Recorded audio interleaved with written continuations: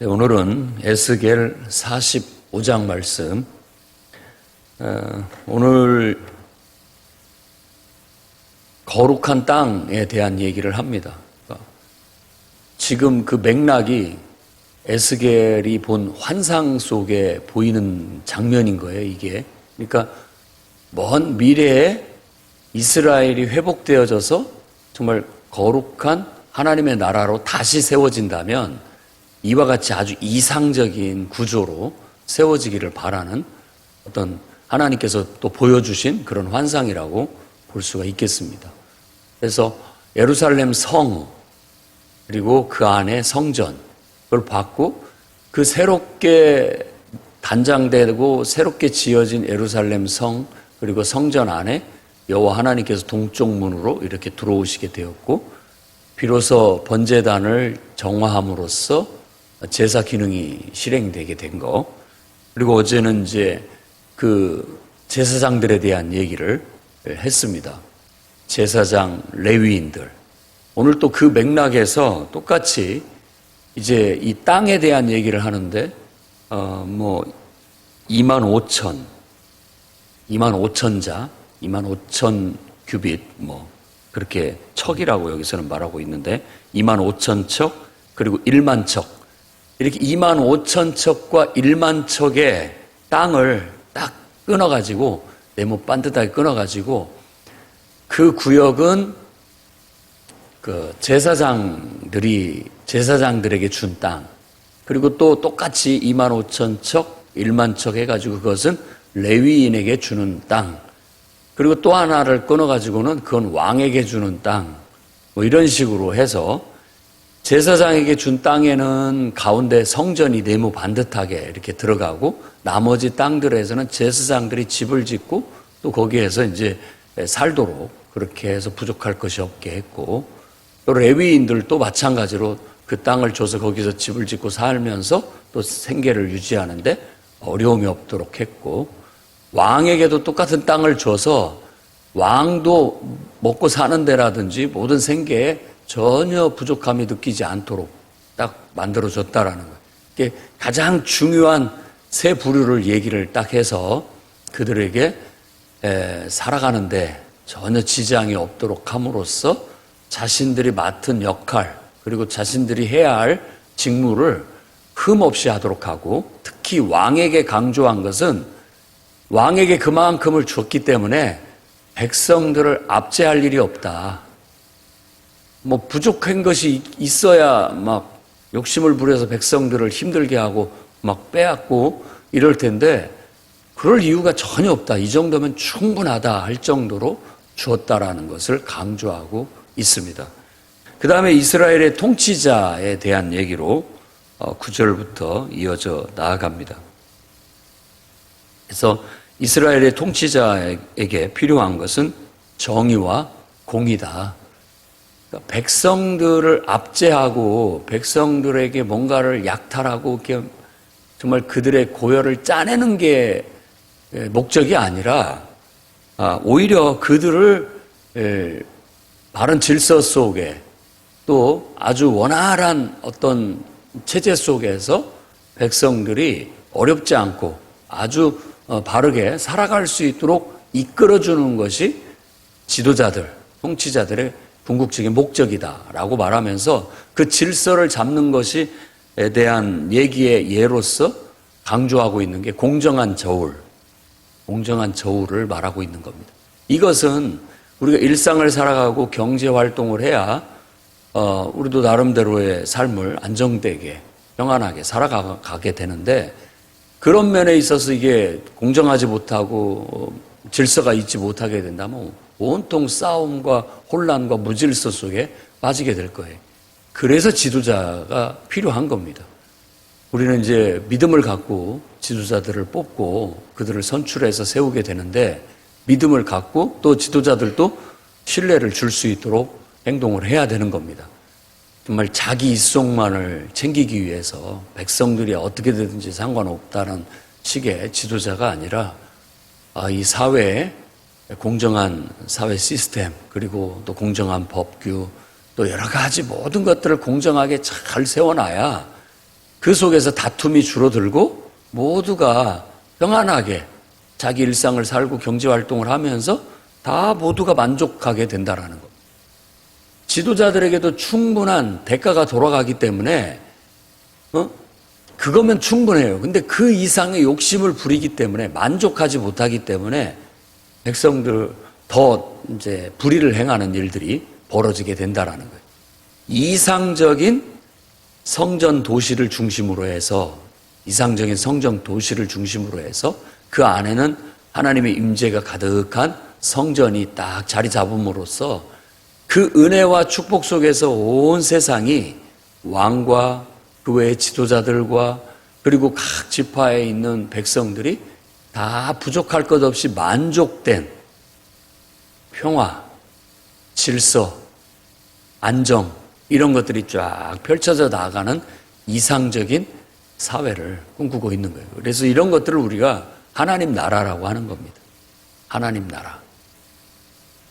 보통 천국이라고 보통 이해하고 있습니다만은 우리가 죽어서 가게 되고 또 죽어서 눈 뜨면 맞이하게 될 나라라고 그렇게 이해합니다만은 그 나라는 지금 이 땅에서도 경험되어지는 나라라고도 볼 수 있습니다. 왜냐하면 그것은 이와 같이 이상적으로 내 마음 중심에 하나님의 보좌가 있고 하나님의 성전이 있고 그 외에 그 하나님의 다스림을 인도하심을 따라서 우리가 하나님을 예배하고 기도하면서 내가 나의 삶을 하나님의 뜻대로 잘 다스리고 살게 되면 내 안에 하나님의 은총 가운데 정말 안정되고 평화롭고 질서 있는 삶이 쫙 펼쳐지는 거예요.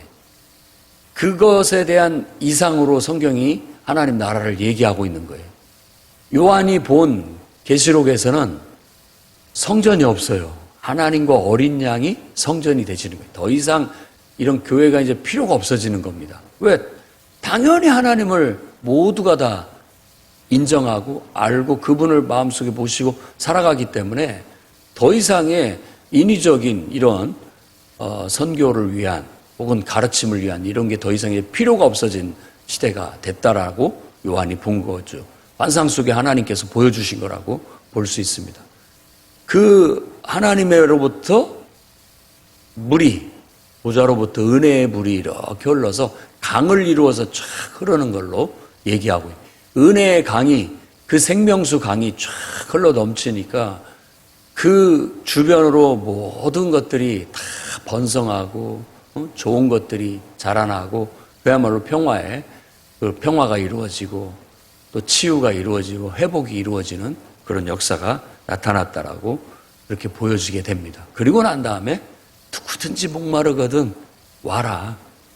그런 게 하나님 나라의 이상을 말하는 거고 우리도 전도할 때 정말 하나님 나라의 그 이상 너무나 좋은 하나님 나라를 얘기하고 너도 그 하나님 나라를 꿈꾸고 있지 않느냐. 결국 우리 모든 인생이 소망하고 꿈꾸고 바라는 게 하나님 나라다. 목마르거든 마음에 만족이 없거든 갈증이 있거든 하나님을 믿어라. 하나님 앞에 나와봐라. 우리 같이 하나님 나라에 들어가자. 이렇게 권하는 것이 바로 영혼을 구원하는 일이고 복음을 전하는 일이라고 할 수 있다는 것입니다. 그렇게 9절에서 17절까지 이렇게 얘기를 하고 있고 그 속에서 군주에게 또 나라의 원활한 살림살이를 위해서 드려야 할 세금 얘기도 하고 있습니다.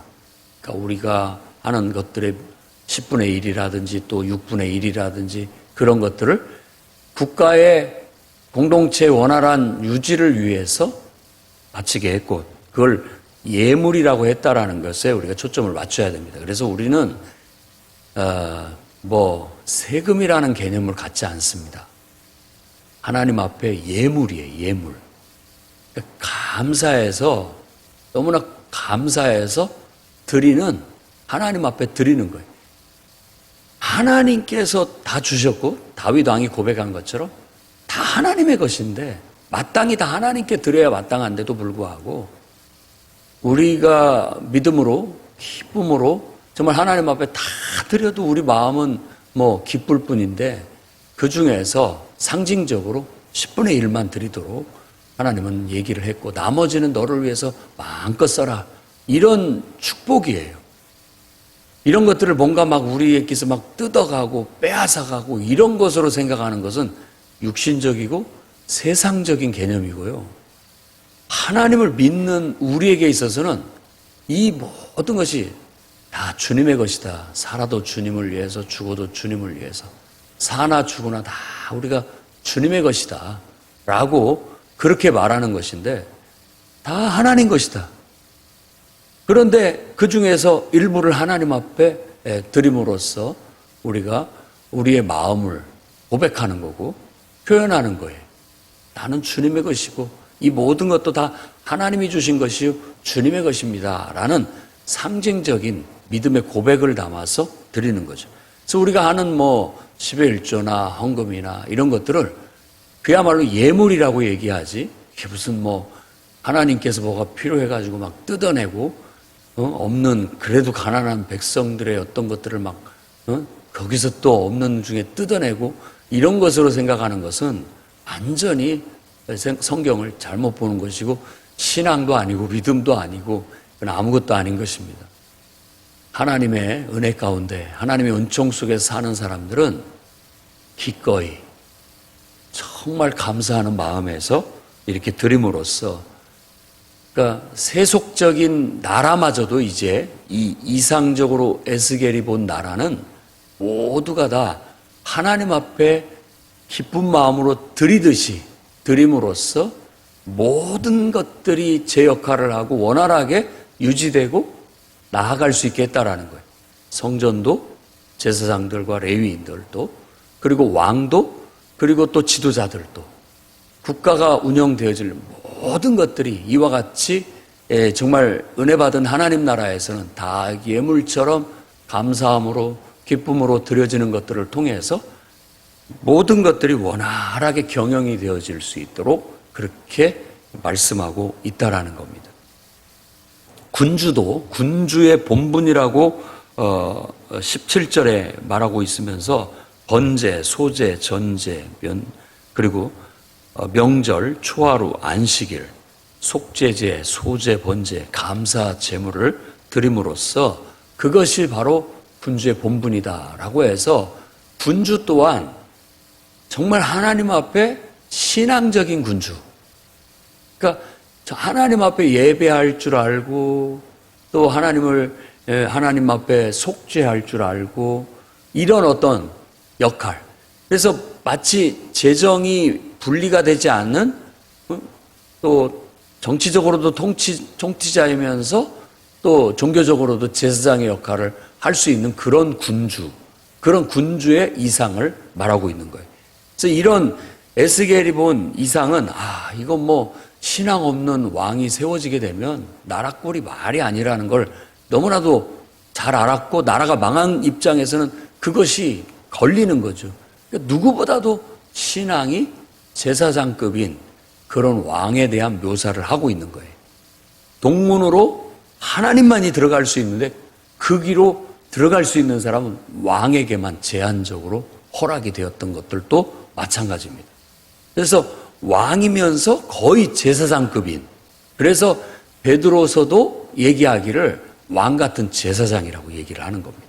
그 왕 같은 제사장은 가장 이상적으로 이 땅에 그것이 성취된 분이 바로 예수 그리스도라는 거예요. 그래서 여기에는 바로 그 메시아 사상이 암시적으로 들어있다는 걸 알 수 있습니다.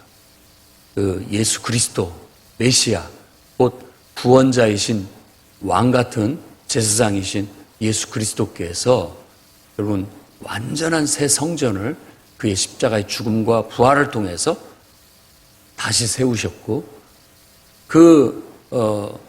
멜기세덱의 반차를 쫓아서 정말 세상의 어떤 제사장이 아니고 또 세상의 왕이 아닌 정말 왕 같은 제사장으로서 가장 이상적인 왕이요 제사장으로서의 우리의 구원자의 모습으로 그가 하나님이 세우셔서 세움을 입게 된 거예요. 하나님 나라의 통치자는 바로 그분밖에 없는 겁니다. 그래서 우리가 예수는 그리스도다, 우리는 예수님을 메시아다, 왕같은 제사장이다 고백하는 겁니다. 그런 신앙을 고백하는 신앙을 그리스도인이라고 하는 겁니다. 그 신앙을 고백하지 않는다면 그리스도인이라는 신분이나 이름을 가질 수가 없게 되는 것이죠. 우리 모두가 그걸 가져야 된다라는 것입니다.